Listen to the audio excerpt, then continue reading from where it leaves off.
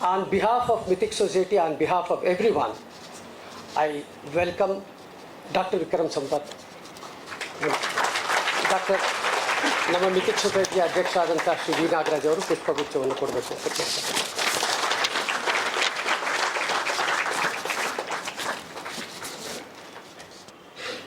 Respected Lalita Shastri ji, Sri Nagaraj ji, all the members of the Shastri family, and all the distinguished ladies and gentlemen who have assembled here. ನಿಮ್ಮನ್ನೆಲ್ಲ ನೋಡಿದ್ರೆ ನನಗೆ ಕರ್ನಾಟಕ ಶಾಸ್ತ್ರೀಯ ಸಂಗೀತದ student ಆಗಿ ನನಗೆ ಕಲಿತ ಪಂಚರತ್ನ ಕೃತಿ ಜ್ಞಾಪಕ ಬರ್ತಾ ಇದೆ, ತ್ಯಾಗರಾಜರದು. ಎಂದರೋ ಮಹಾನುಭಾವುಲು అందరికీ వందనములు. It is truly a matter of great honor, a privilege for me to be here at the introductory lecture of the Professor Shastri Memorial series. For me, it almost feels like coming back to my alma mater, to the Mythic Society, and I'll explain why in the course, in a brief course about my own foray into this whole Satyānveshaṇe, or the discovery of truth. I must have been a boy of about 12 or 13 years of age, and I must confess here, much to the horror of many people sitting here, that as a student who was growing up in school, I studied at Sri Aurobindo Memorial School in Banashankari. I hated history as a subject, and some of the worst punishments that I've received in life in my school days was for history, including, I remember my history teacher had taken two scales and beaten so hard on my palm for not drawing Akbar's map or something like that, the reign extent of his empire. There is still a mark there. The scale actually broke and a splinter went inside my palm.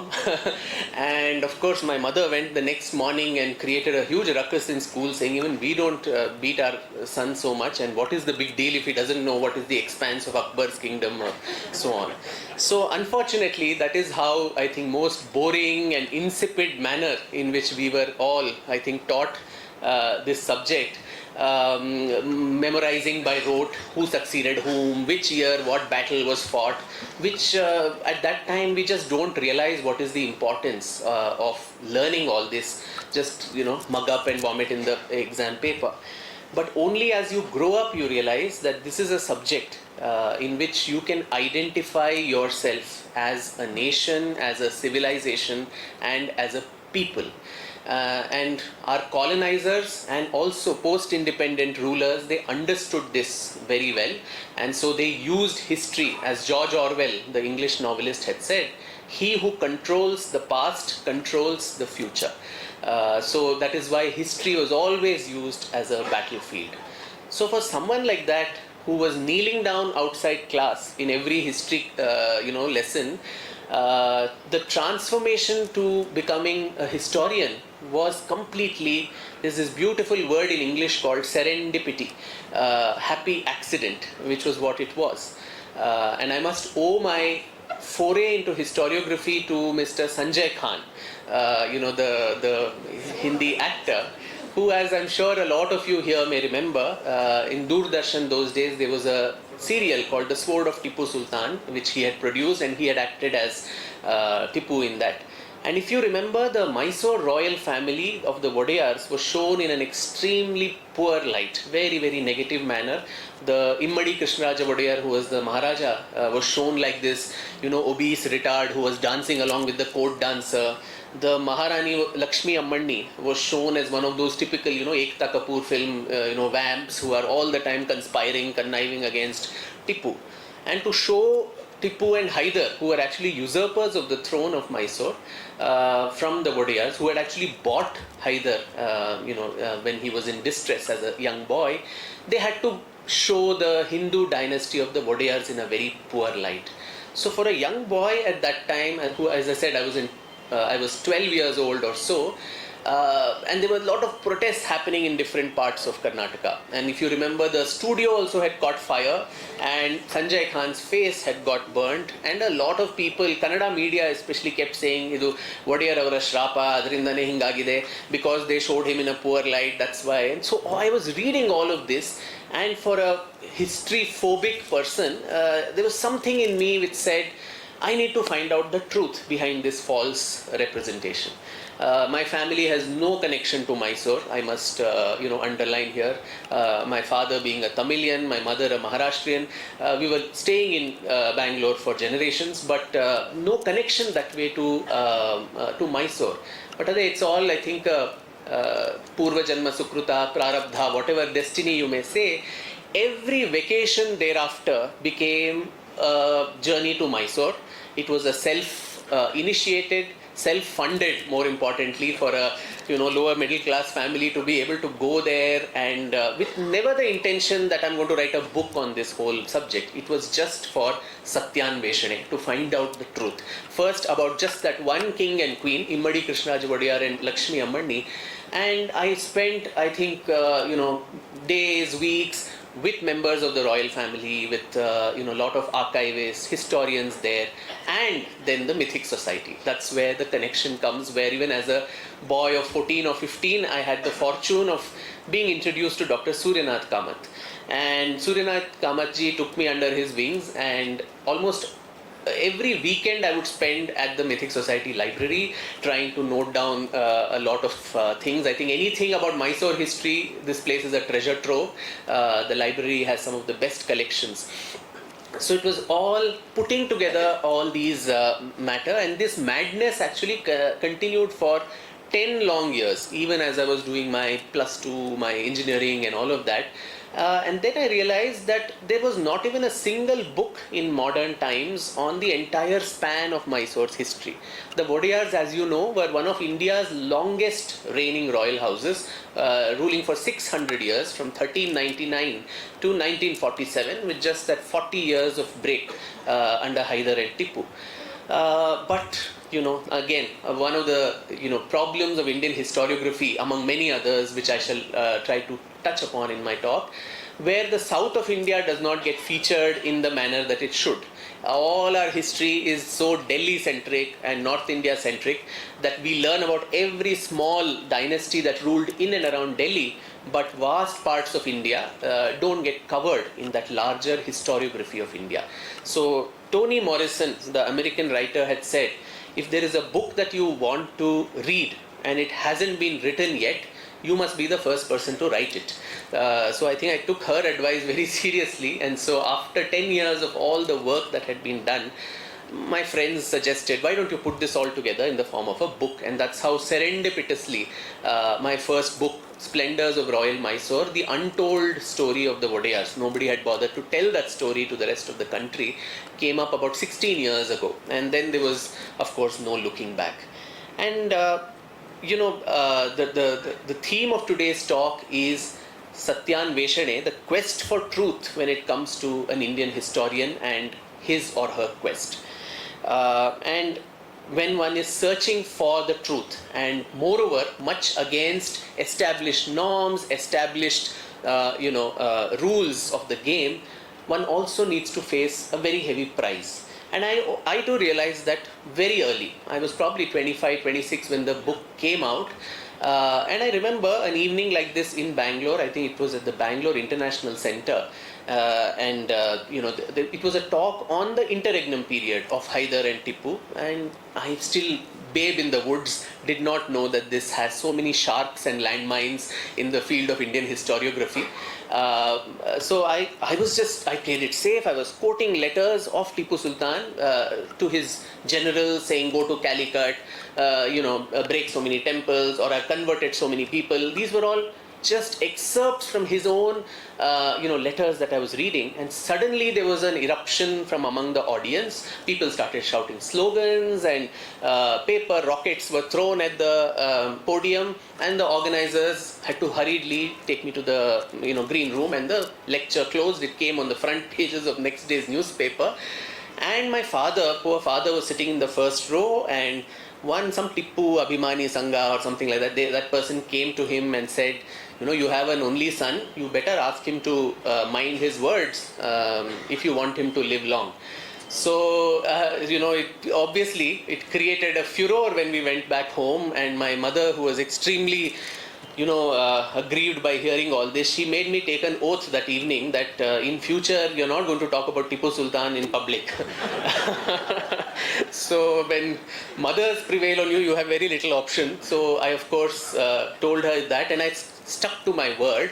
Of course, now she's no longer here, so I broke my promise. And so the Shapatha also goes once the person you have made the Shapatha to has left the world, I guess. So I'm now writing an entire book, an entire full-length biography of Tipu Sultan, which will come later this year, with the hope and prayer that from wherever she is, she'll be protecting me against many more such Abhimani Sanghas who may come with more than paper rockets to throw at you.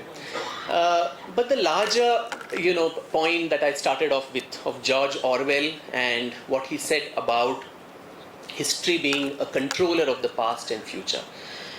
I think our colonizers understood that very well, the British, and so history was used as a very, very important tool to control not only, to consolidate their rule, but also control our minds. As Thomas Macaulay had said, the entire goal of English education is to create a vast group of interpreters between us and the millions whom we govern, who are only Indian in blood, skin color, but they are English in their tastes, opinions, morals, and intellect.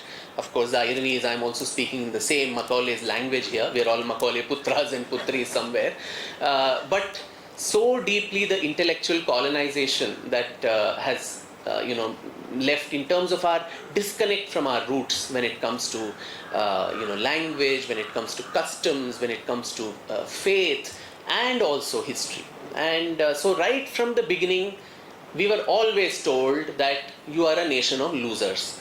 From that myth of the Aryan invasion theory that was peddled to us, which has been debunked now through genetic studies, through archaeological findings at Rakhigadi and Sanauli and so many other places. The idea was to tell us as a nation that you are a country of no-gooders. Right from your earliest ancestors, everybody came from outside, and they gave you the entire education, culture, values. Your Vedas, your primal texts are also written by someone who's come from the outside. So it's in your destiny to be ruled by someone. And so we, the British, are only a software update, version 2.0, so to say, of that thing. And since you are destined to be this way, you will have to suffer our control also.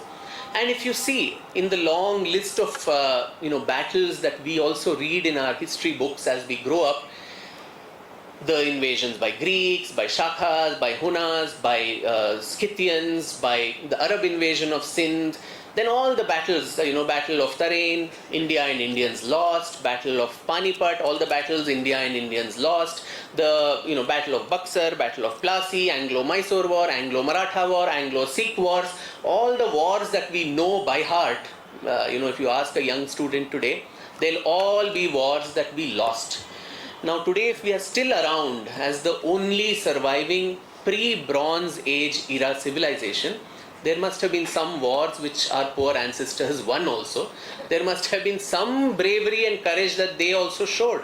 So why is it that we are not told about these conquests and wars? So that was one fundamental problem which the British created for us, and very dutifully after independence, and that is the sadder part, that this practice was probably perfected and made more perverse with what I would call as the Nehruvian Marxist consensus when it came to writing our history. Jawaharlal Nehru was himself not a trained historian, but he wrote The Discovery of India, which gave like a template that this is how the history of India needs to be presented, and all our historians stuck to the theme, and those who did not paid a very heavy price again, those who actually went for the quest for the truth. I must mention Dr. R.C. Majumdar, one of the most celebrated historians of India. He was asked by the Nehru government in the immediate aftermath of independence to document the history of the freedom movement. And Dr. Majumdar, being the person he was, he said, I'm going to write a very dispassionate account of this history. It's not going to be a Congress party mouthpiece. So I'm also going to very dispassionately analyze the many failings of Gandhi, the non-violent movement. I'm also going to bring in the violent reactions, the movement of the revolutionaries, the tribal revolts, the sannyasi rebellions, all this, and in this narrative. So summarily, he was dismissed from this committee, and in his place, actually, a very pliant, IFS officer who was actually something to do with archaeology, nothing to do with modern history, Ambassador Tara Chand or so, he was made the head of this committee to write the official history of the freedom movement, for the country. And that was published by the Information and Broadcasting Publications Division and so on. But Dr. Majumdar, being the kind of person he was, he said, I don't need government largesse. I will write this on my own. And so he has a wonderful 3-volume, history of India's freedom struggle, which he went on to write. But the larger point being, Dr. Majumdar, being what he was, he could still survive this antipathy from the government. But a lot of other historians post-independence had to fall in line or face the music. So in the process, you had a very, very linear, monochromatic version of what Indian historiography is, which, as I said, was a very faithful inheritance of what our colonial masters left us with. So let us now explore some of these aspects of what are these distortions that have been unfortunately produced in the manner in which we look at our own past. A very famous British, official called Sir John Strachey. He used to be the trainer also for the Indian Imperial Civil Service, ICS. And on the very first day, to all the cadets who would come, Indians, he would tell them that the first and most important thing for all of you to remember is there never was and there never is something called an India. So I think that is something that has subliminally come into all our, consciousness. Even educated people today, in today's India, in news, noisy news debates, everything, you find people talking of this almost as a matter of fact, that we were never a nation, we were not even, one entity, and we were constantly fighting with each other. It was only the British who came and gave us a sense of nationhood, culture, education, railways, hospitals, and all of these things. And thanks to them, even this name came into existence. We somehow believe this. And so Macaulay's project has been hugely successful when it comes to this aspect at least. But there again, dare I say, that there is a very, very important distinction between a nation and a nation state. A nation state is defined by political borders, by common codified laws. The constitutional patriots might want us to believe that India took birth on 26 January 1950 when the Constitution of India came into existence. But then we are a civilization that goes back to thousands and thousands of years, and the Constitution is a byproduct of our civilizational ethos and not the other way around. So this concept of a nation is very different from a nation state. Nation states can change. Borders can change. 80 years ago, the Indian subcontinent, it looked differently. Then some British people, along with Nehru, Jinnah, everyone sat in a room and drew the Radcliffe line, and the contours changed. Political borders can change. 20 years ago, Andhra was one unit. Today, there are two separate units. So laws, borders, all these can keep changing. But I think what is important is what is a nation. A common sense of emotional connect and well-being to an entity.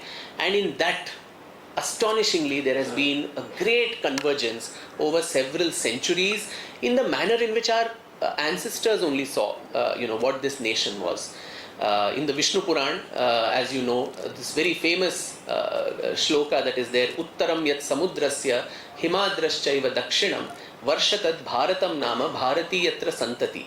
This entire landmass north of the oceans and south of the Himalayas is that Varshatad, that country is called Bharata, and its santati or children are called Bharatiyas. Now, what more clearer enunciation can be there of what the country is?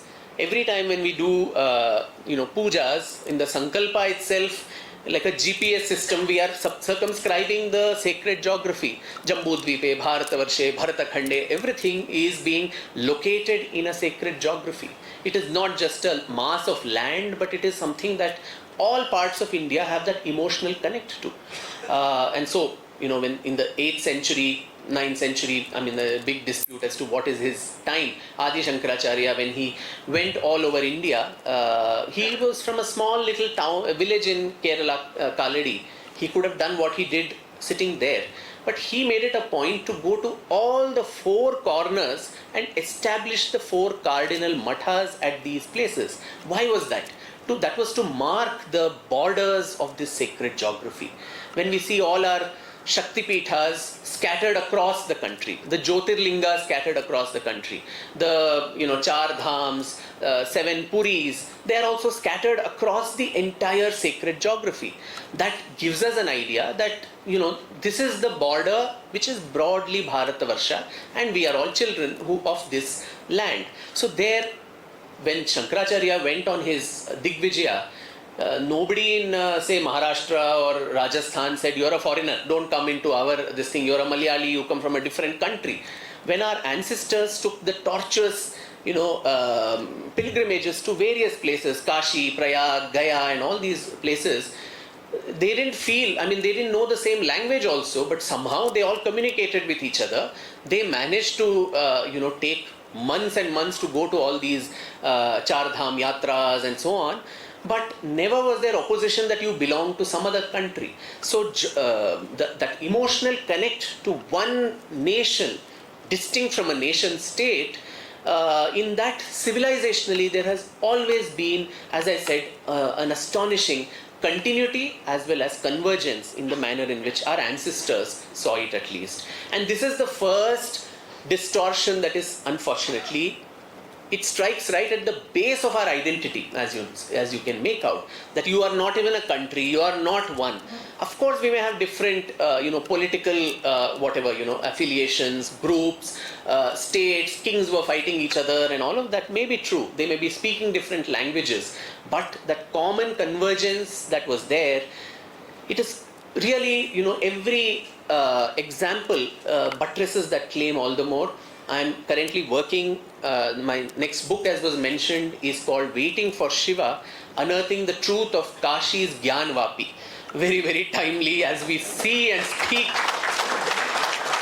There is so much that is happening, and I'm extremely fortunate to also see among the audience Professor K.S. Kannan and Dr. Meera, both of whom have helped me immensely in this project on Kashi. Now there too, today people will say, oh, it's some Uttar Pradesh, why should we bother? But just to give a few examples as to how, there were so many Samskrita Nibandhas that were written right from the 10th century onwards. You had Lakshmidhara of the Gahadwala dynasty. He was one of the ministers of the king, Govinda Chandra, who wrote this text called Kritya Kalpataru. And in that there is an entire section called Tirtha Vivechana Khanda. In that there is description of Kashi, Gaya, Prayag and all these places.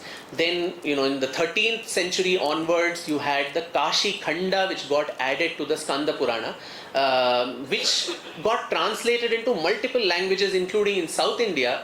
You had this poet called Srinatha, who translated it into Telugu, possibly under the patronage of the Vijayanagara Rayas.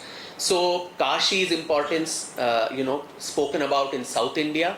You had them in Maharashtra, you had the Guru Charitra on the Datta Sampradaya. There is an entire section on Kashi, how to go there, what is the Panchakroshi Yatra you need to do, what are all the different shrines you need to take, blessings at in Maharashtra. Now from our own state, Karnataka, you had a Hoysala king, Veera Narasimha III, who gave a datti of an entire village, Hebbade, for pilgrims to go to Kashi, because at that time Delhi Sultanate was already there. If you had to go there, you had to pay a jizya, pilgrim tax. So for the people of Karnataka to be able to afford going to Kashi, like the Hajj subsidy given now, Veera Narasimha actually got an entire village given to the people, Kannadigas, to go to Kashi. Similarly, Vishwarupa Sena, the Bengal ruler, the Gauda, the Sena dynasty of Bengal, few decades after Qutbuddin Aibak first demolished about 1,000 temples all over Kashi, he comes and places a pillar right in the middle of Kashi. He did not have the wherewithal to build an entire temple, so he puts a pillar right there and says this place is the city of Vishveshwara and it is sacred to all of us, including those of us from Bengal. And there was a Gujarati businessman, Vastupala, who gave about 1 lakh in those days to reconstruct a Kashi Vishwanath temple in the 13th century. So Gujarat, Maharashtra, Karnataka, the Telugu speaking region, Bengal, all of them contributing commonly to the resurrection of a place in today's Uttar Pradesh. And we are told you are not even a nation. And even when Somnath was demolished, and later on, see, so many decades later, even in Kashi, when Ahilyabai Holkar of Indore reconstructs the temple in 1780, it was Maharaja Ranjit Singh who got the gold plated on all the domes. And today, the Sikhs and the Khalistani movement say we are a separate nation.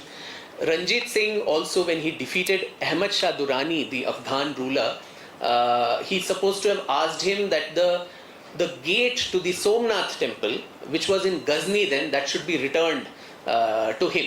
And this is still there in one of the Gurudwaras, I think the Golden Temple, where that gate is still kept. So that consciousness that these are all our sacred spots, this is a sacred land, that consciousness was always there, irrespective of whether we were fighting with each other politically and all of that.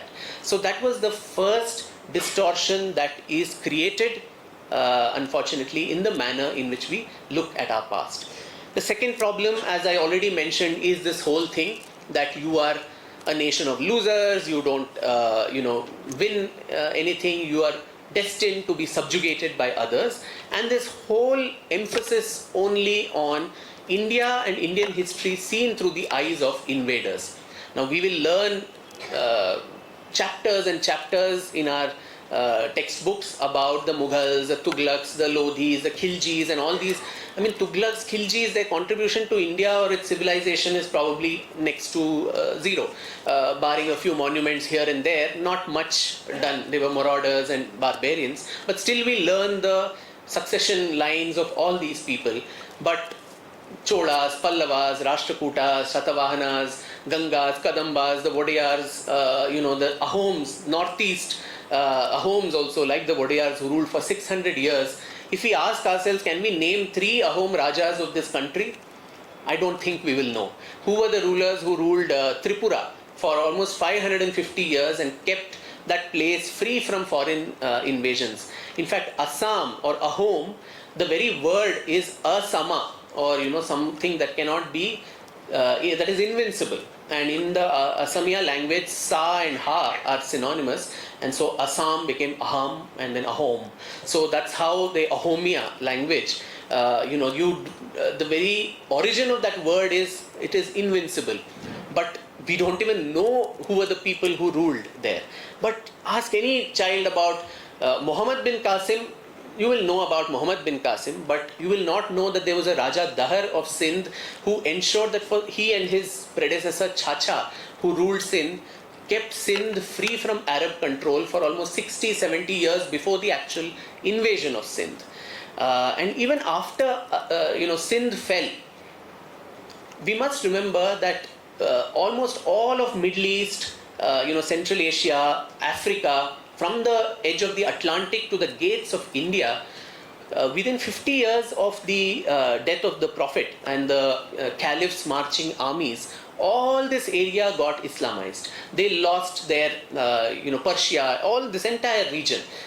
But for the first Islamic Sultanate to be established in India, it took 500 years.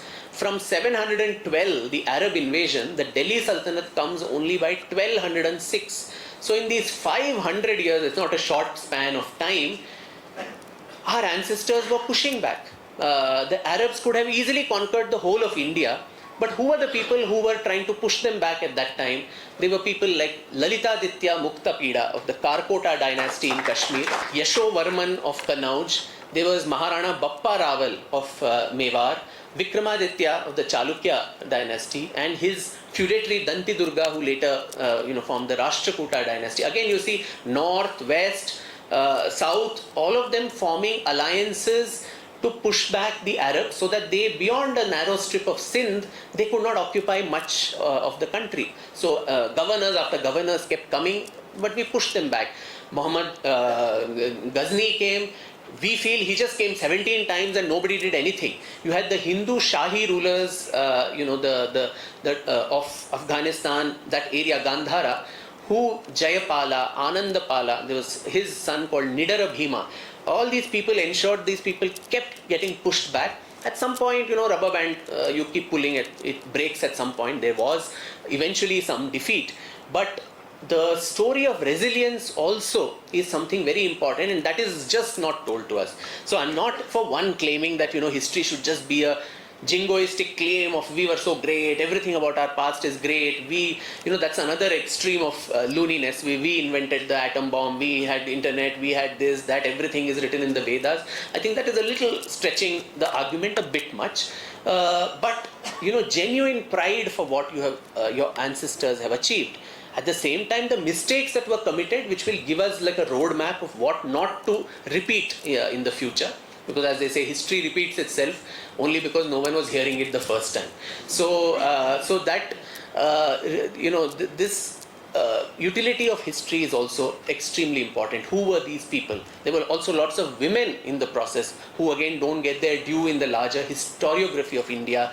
You had someone called Rani Naiki Devi of Gujarat from the Chalukya dynasty, who was the first woman to defeat, a woman ruler who defeated Muhammad Ghori in the battle called the Battle of Kasarhada in 1178. Ghori thought it's easy, she's a regent queen, so tying her little 6-year-old son Mool Raja to her waist, she goes to the battlefield and defeats him, and he's so embarrassed that he doesn't look back at Gujarat again. There was Rudrama Devi in Warangal, the Kakatiya ruler. There were so many such people, Velu Nachiyar in Shivaganga, who also gave this resistance to foreign rulers. Rani Abbakka from our own, the Abbakka Deviyaru, all the 4 Ranis who defeated the Portuguese. And in neighboring, Kerala, you had Martanda Varma, who established Travancore. And Martanda Varma, when the Dutch governor came to him and literally gave him a warning that we plan to invade Travancore, he said, oh really? No, I'm also planning an invasion of Europe. It's just that my fishermen are still trying to put the boats together, and once he does that, we will also invade Europe. And it was not bravado, it culminated in a big war called the Battle of Kolachal in 1741, where the Dutch East India Company, which was by then growing into a very major global force, they were the first to be listed on the global stock exchanges. They had their axis of power from South Africa going all the way to the Middle East, to India, to Japan, Maldives, till that entire span, much more powerful than the East India Company, English East India Company. He defeated them there, and their pepper trade, spice trade completely cut off. And so as a result of that, he could not, the Dutch collapsed as a global power, and their plans of colonizing India actually did not materialize. Now, please tell me honestly, in any other country, you would probably have Martanda Varma statues at every road square. Every child would be taught, with probably some exaggeration, about this Battle of Kolachal. But I think even Kerala is on a different path these days. But even people in Kerala may not know who Martanda Varma is. There is a very small minaret at Kolachal, which is near Kanyakumari, uncared for, which commemorates Martanda Varma's victory at that battle, which the members of the Travancore royal family actually maintain. It's in a very bad shape, but nobody goes there. It is not even a memorial worth noticing, but we will all go and take selfies at Qutub Minar, where very clearly it is written this was constructed on the site of 27 Hindu and Jain temples that were destroyed at this site. So I think that is the truth that we do not confront about our own past. The third aspect that I'd like to touch upon is this insistence that uncomfortable aspects of our history should not be spoken about. And that is a very, very dangerous, it's also a sensitive topic. And this is again post-independence, and I understand the logic or the rationale, not completely attributing it to malice, but the country was born after independence, partition, which was on communal lines. We had seen so much of bloodshed, so much of loss of life and property. So the founding fathers and mothers of this country probably thought, let us not talk about these uncomfortable things and let's not cause friction in a nascent republic. But that was okay then. 75, 80 years after that, even now, to not be able to talk about all of this openly, where even foreign, American historian Will Durant, who had called the Islamic conquest of India as one of the bloodiest tales of human history, not just Indian history, but human history, is our knowledge right from our growing up years commensurate to all those things that happened? You cannot wish away your past. Those things happened, they have to be mentioned the way they are. But here we labor under the misapprehension that somehow talking about this will cause social unrest now. Now, why should that happen? That is such a perverted, thought process about truth and how you look at the truth. You are somewhere subliminally assuming that communities today are responsible for the invasion, which they are not. No group today is responsible for Ghazni and Ghori and Aurangzeb and Tipu Sultan and all these people.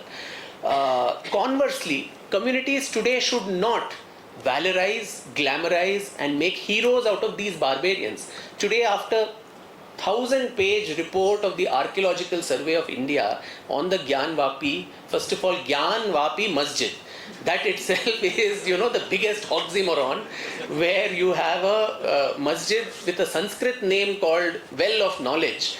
1,000-page report with scientific studies, ground penetrating radar, x-rays. I think it's now in the public realm, I'm not sure, maybe it can be read, artifacts that have been found. After all that, why is this attachment for a barbarian, for an invader's place that he had established? So there is a dire need for decoupling of communities and these people of the past. First of all, you don't need people of the same community to be made your icons. Even if you want that, you have a lot of syncretic examples. You have Sant Shishunal Sharif, you have Rahim and Ras Khan and Kabir and so many others if you would like to use. For that, you don't have to whitewash the crimes of Aurangzeb and Tipu and all these people who were barbaric.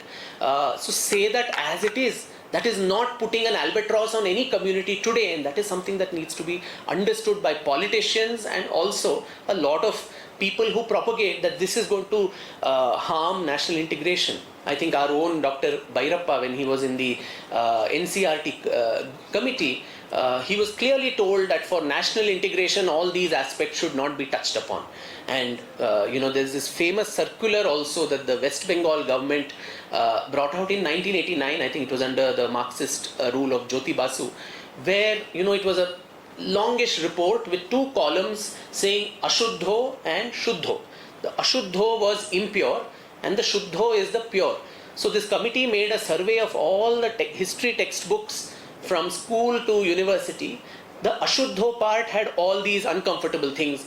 Ghazni destroyed Somnath, Aurangzeb did this, all this catalogued. And in the Shuddho part it said, delete this. You should not be talking about this. This should be toned down. This should not be addressed. So when you talk of distortion of history, I mean, this is of a monumental scale, where one of the bloodiest tales of human history are not told because somebody is going to feel sad. Now we talk about the excesses of the English East India Company. Nobody thinks that the Christians of India are going to get hurt by that, do they? We talk about the Bengal famine, we talk about what all they did in different parts of the country. As a matter of record, we don't even have any hatred for the British, today's British. We have our own Aliya of this city sitting there in London. So we have colonization of a reverse kind, which we have sent there to 10 Downing Street. So in that case, why should this part be so difficult to talk about, and why do you assume that that is going to hurt someone? Or why don't we train those people to say, don't get hurt by this, your ancestors also faced the same kind of tortures by all of this. Now there are various estimates, Sitaram Goyalji, I think, had documented 1,862 or something temples on which were demolished, and on its place mosques that were built. Some people say it's 30,000, 40,000. These are all rough estimates, but it was a large enough number of temples that were destroyed. Our places of learning were desecrated. The Princetons and Harvards of our country, Nalanda, Takshashila, Vikramshila, these universities were destroyed. It is said that when Bakhtiyar Khilji, ransacked Nalanda and burnt all the manuscripts that were there, the entire place burnt for 6 months. That was the amount of knowledge that we lost there. We were fortunate that all our knowledge was, Shruti, where through oral tradition we managed to continue. So how many people are you going to kill? Our libraries are here. So, you can burn the book, but that was also one important reason why we sustained these attacks. But today too, you come out of the ruins of Nalanda, a little far, hardly 5 kilometers away, the place is called Bakhtiyarpur. So I don't know in any other country in this world where somebody who has destroyed your Oxford, Princeton, Harvard, they'll be actually memorialized by naming an entire village after his name. But we will not talk the truth. Why? Because someone is going to get offended. In Ghazni there used to be a pillar on which there was an inscription which said, Dukhtare Hindustan Neela mein 2 dinar.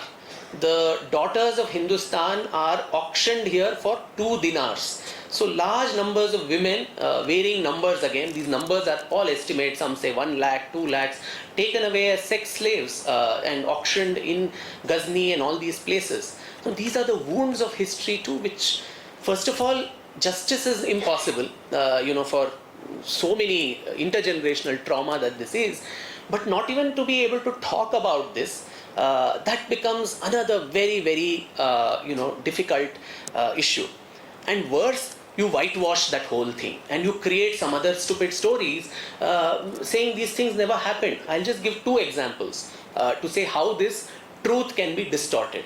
So many eminent historians, as Arun Shourie had written in his famous book by the same title, Eminent Historians, including Professor Romila Thapar in her book on Somnath, the constant thing is Somnath temple was not destroyed for its wealth.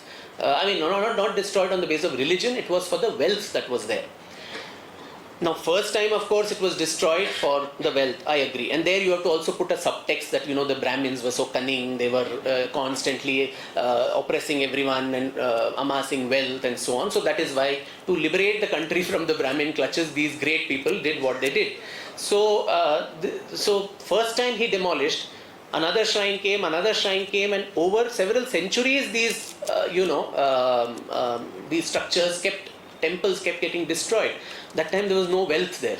And people would be foolish if they would still keep the wealth there, knowing very well that, it's going to be invaded and broken. So there was a theological reason for that. So when you go to the primary sources, if you're really doing Satyānveshaṇe and you go to the primary sources, take Somnath for instance. During Muhammad Ghazni's invasion, there were several eyewitnesses who came. Farishta, Al-Baruni, who wrote later. There was someone around the 13th century or so, Minhaj-e-Siraj, who wrote. And they described what happened there. Now Muhammad Ghazni comes through Gujarat. The Chalukya Solanki ruler Bhimadeva, he has run away in fright. And so he has an easy pass to Somnath. First of all, when he goes there, he is alarmed to see that there are 50,000 common Hindus who are defending that temple. And these were all, from various castes. So much for, Brahminical hegemony, and only they were concerned about the temple. It was people, farmers, all communities holding, they were not soldiers, they were common people holding some stones and sickles and whatever they had, standing, ready to defend their temple. And it took Ghazni 3 days to kill all of them and then storm into the Garbhagriha. And as he goes there, the pujaris come there and say, you are a lutera, you want money. So how much ever money you want, we will give you. You please spare our God. And then, according to these eyewitnesses, Ghazni is supposed to have laughed and said, if I do that, I will be remembered as a trader of idols. I would like my legacy to remain as a butch shikan or a breaker of idols. And so I don't want your money. I would want to destroy this Jyotirlinga. And then, of course, he breaks it. It is pound into pieces and taken back to Ghazni and pound on and always put on the steps to the masjid, so that every time the faithful step on it, the religion of the kafir comes down. And this is, gloatingly mentioned by their own chroniclers, by their own, eyewitnesses. And today's historians are giving cover fire to them, saying this was not for theological reasons, this was only because of the wealth. So what sort of a distortion of truth does that lead to? Another example, which comes in the context of this new book of mine, I was aghast to read a very, very fantastic story that was churned by some members of the erstwhile Congress, including this man called Pattabi Sitaramaiah, who was one of the Congress presidents, who wrote on the history of the Congress too. And then a man called Bishambar Nath Pandey, who was a great scholar, and he won several Padma awards and Sahitya awards and all of that, also became the governor of Odisha and so on. So he churned this theory that, Aurangzeb, why did he destroy Kashi Vishwanath temple? And that's such a fascinating fairy tale, which I must, narrate to all of you. He tells this story that once Aurangzeb is going on an expedition to Bengal, and along with the entourage, you have all his Hindu Rajas and Ranis also going along. So first of all, in his entire life, actually, Aurangzeb never went to Bengal. Even when he had to invade, it was only his commanders who went. He personally never undertook a invasion or expedition of Bengal. Be that as it may, this story says that he went. So as they were crossing from Agra, they were going there. So they crossed Varanasi, and all the Hindu Rajas, they go and say, Mahaswami, we have such a great place, we would like to stay the night here and worship Vishveshwara, and will you please give us permission? And being the golden-hearted, generous, secular ruler that Aurangzeb was, he said, okay, so be it, and he allowed to tent in Varanasi. So then, again, another logical, fallacy. The Hindu Rajas who asked permission to go and have darshan, they themselves did not go to have darshan, they only sent their wives, the Ranis, to go and do the puja. Now all the Ranis go, they dip in the Ganga, then they go and do some puja to Vishveshwar, and they come back. Now when the counting is done, one of the Ranis is missing, and all of them are alarmed. Where did this Rani of Kutch, where did she disappear? So then, Aurangzeb is also told, and he's so enraged, how could somebody from my entourage get missed like this? And another third logical fallacy, Ranis of Rajput kingdoms going alone without security guards and soldiers, that is another loophole. But this story has that story also. So then, of course, Aurangzeb sent his soldiers to search for this missing Rani. They go to the temple. Apparently there is a sliding, wall with a Ganesha Murti on that. These soldiers go and slide it, and they see a flight of stairs which goes to the Tehkhana, where Vyas Ji ka Tehkhana, where puja is going on as we speak, maybe from 2 days. So they go down to the Tehkhana, and there they are aghast to see this Rani sitting there, bereft of clothes and ornaments, and she is wailing in agony. And they ask her what happened, and they say, the evil Brahmins of the Brahmin priests of this temple, they molested me, they took away all my jewels and went away. And they do this normally. They are so avaricious and cunning that whoever wealthy pilgrims come, the Brahmin priests always do this to them and send them back. And the Rajput rulers are all so angered by this, and the Ranis herself, they go and force Aurangzeb that this is such a place of evil things, you must demolish it, Alamgir. And then though Aurangzeb just did not want to do it, he simply was forced by the public demand that you have to demolish it. And that's why with a very heavy heart he decided to demolish the Kashi Vishwanath temple. Now this is I don't know, it's a fairy tale which even while I'm narrating, I don't know what to say, whether to get angered or whether to laugh about it. So which Rani was molested in Mathura when he destroyed the temples there, or the 1,000 other temples that he broke? When the Bamiyan Buddhas were broken in full public glare in modern times, there was no Rani who was molested there. So let's catch the bull by its horn. There is an ideological and a theological problem which says it's my way or the highway. Anybody who does not subscribe to this subtext, they will have to be eliminated. So that problem, as long as it exists, the edifice of national unity cannot rest on the shaky foundations of whitewashed history. You cannot keep removing all these actual truths and think and assume that someday people will forget. These are deep wounds of a civilization. They may not have happened to you and me directly, but as I said, it's intergenerational trauma that has passed on from our ancestors. The Pitrus whom we adore in every Amavasya and Pitru Paksha, it's their angst that we are trying to address. By just at least talking about it, forget justice. Justice is a far cry. So that is another very, very sad part of our historiography, which talks only about Ganga, Jamuni, Tehzeeb and so on. Sometimes true, a large number of times it's a false construct, force-fitting or making a few exceptions into a rule, while the need for that at the time of partition may have been clear. Now, I think after 80 years, we should have the maturity to talk about this dispassionately and as a matter of fact. If Satyānveshaṇe really matters, if a historian needs to become a chef, where the master says, put so much salt, put so much this thing, and you cook the meal according to what your master wants, that's a different issue. If you're really an explorer of the truth, then you need to say it as it was. I mean, itihasa, the very word which Kalhana also talks about, it thus happened, itihasa. So without coloring, you mention all the facts. Of course, there are multiple viewpoints. Mention all of those. The final thing before I open it up for questions is coming to the modern era, which is what I largely specialize in, and the whole narrative of our freedom movement. And I would like to say that in the context of Veer Savarkar, on whom I've written those books on. There too, subterfuge, half-truths, falsities which are spread constantly, and popular culture that perpetuates some of these falsehoods. We all know that famous Hindi song, De di hame azadi bina khadg bina bhal, Sabarmati ke sant tune kar diya kamal. Without any fight, somebody just gave us freedom on a platter.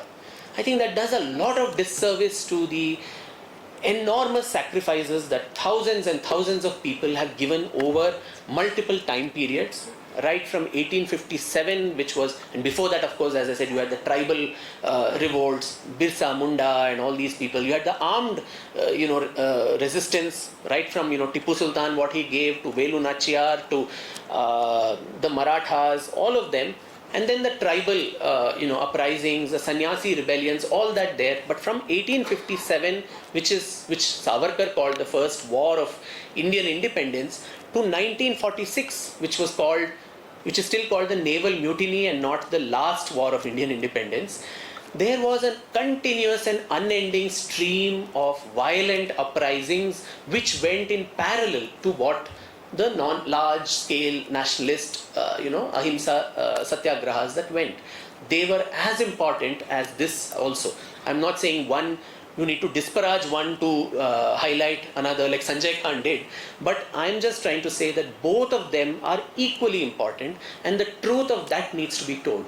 We are just told in our history books that these were isolated incidents of bravery, some young men, who picked up the pistol or bomb, killed some fellow, and then they were sent to the gallows. That's all. And Bhagat Singh, Sukhdev, Rajguru, they come in some amount. They also, I think, lionized only after all these Hindi films started coming about them.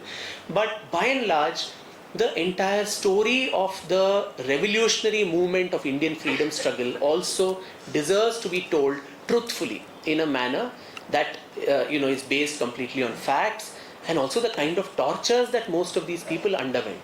And it's truly, it says something that not one Congress member was ever sent to Kalapani in Port Blair, whereas it was only political prisoners who were there were all revolutionaries who languished.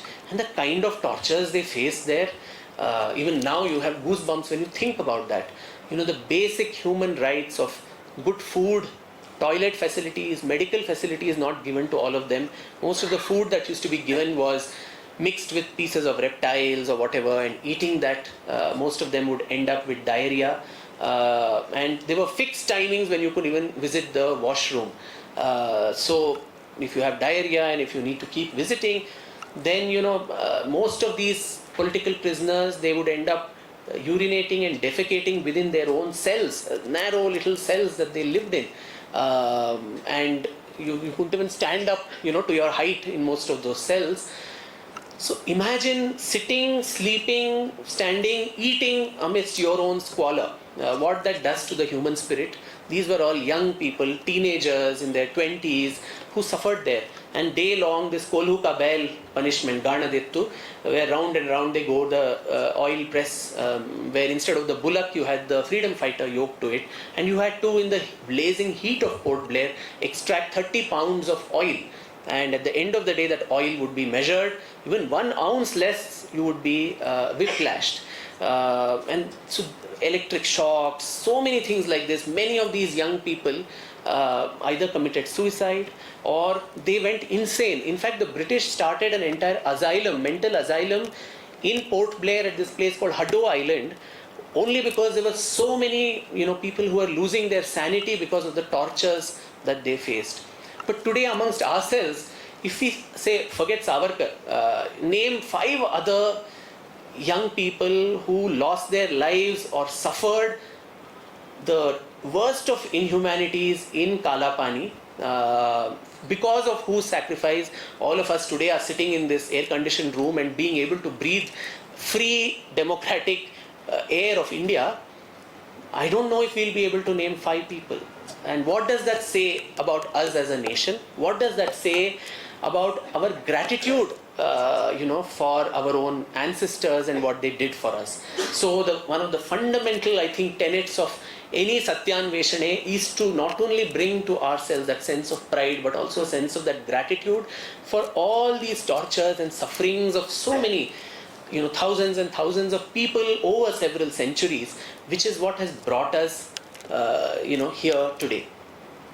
So, from the ancient times to the medieval times to the modern times, I have tried to paint in this short duration of time a picture of the kind of distortions that have been willfully presented. These are not, accidental. These are willful for political gains, for larger clandestine designs, and they continue to be. You have even now, in the academia, in the university setups, particularly outside India, who do not like the rise of India as the new power that it is emerging as, to sap us of this sense of self-respect, to break our spine.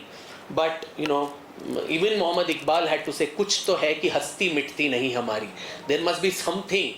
And I said, even Muhammad Iqbal had to say that, that there is something in us that will not get extinguished. So I hope, at least now with all the education, with all the information age that we have, where, who controls information or what is right history is not guarded by a group of dog in the mangers who will sit and watch, act as watchguards. It's democratized, it's accessible to everyone. I hope we start looking at our own past in ways expanded than what we have been monochromatically, brainwashed to think of. And as I said, the path is no less than a battlefield. This Satyānveshaṇe, it is a very difficult task. As I said, in my own personal experience, I realized that serendipitously again in that lecture in Bangalore, where talking the truth hurts a lot of people. Historian also needs to have a very thick hide, I think, being sensitive, being also a Carnatic musician myself. I used to take this very sensitively before, that they don't even know me, why are they hating me so much? I'm just talking the truth. but then you realize the larger agendas, the insidious agendas, and at that time, you must realize that this is a larger dharma yuddha, so to say, that one is fighting for, and in that all is fair in love and war. And so in this war, I hope more and more, Bharatiyas actually participate in this, in the not necessarily in the excavation of the truth. That is our job. We'll go out of job if everyone starts doing that, perhaps. But at least, in disseminating this information among the larger, population of this country, and to have that sense of genuine pride for what it means to be an Indian. ಇವತ್ತಿನ ದಿನ ಅವರ ಅತ್ಯಂತ ಹೆಚ್ಚು ಪ್ರವಾಸದಲ್ಲಿರ್ತಾರೆ ಅವರು. ಆ ಪ್ರವಾಸದ ಮಧ್ಯ 2 ದಿನ ಪುರ್ಸೊತ್ತು ಮಾಡಿಕೊಂಡು ಬಂದು ಇವತ್ತು ನಮ್ಮ ಮಧ್ಯೆ ಉಪನ್ಯಾಸ ನಡೆಸ್ಕೊಟ್ಟಿದ್ದಾರೆ. ಅದಕ್ಕಾಗಿ ಮಿಥಿಕ್ ಸೊಸೈಟಿ ಪರವಾಗಿ, ತಮ್ಮೆಲ್ಲರ ಪರವಾಗಿ ಅವರಿಗೆ ಅನಂತ ಧನ್ಯವಾದಗಳನ್ನು ಸಮರ್ಪಿಸ್ತೇನೆ.